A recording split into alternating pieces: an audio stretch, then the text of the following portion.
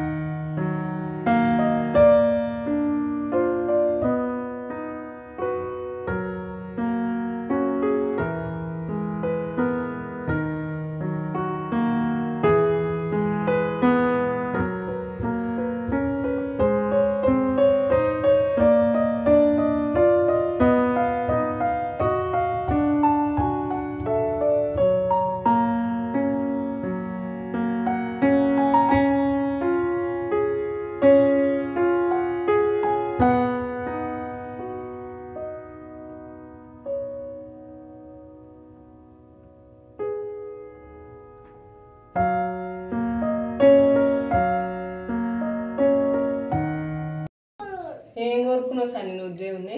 Snake remote, ఇంకా కాళ్ళకి ఎన్ని గంటలు ఉంటాయి, దాంట్లో సెల్లులు ఉంటాయి, లోపలికి మారుతాయి, అది కోరుకున్నా.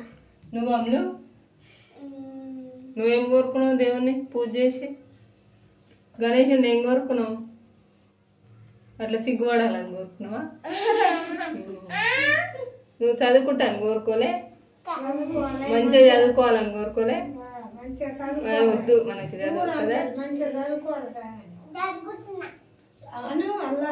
ఏమనాలి? మంచి చదువు రావాలి, నాకు ఫస్ట్ ర్యాంక్ రావాలి, నేను మమ్మీ కొట్టే పనులు చేయొద్దు అని మొక్కుకోను. బుద్ధిగా ఉండాలి.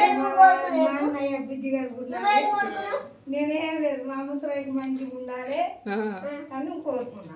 రానే నీ కోసం ఏం కోరుకోలేదా? నాకు ఇంకేముందమ్మా, నేను కోరుకున్నాను.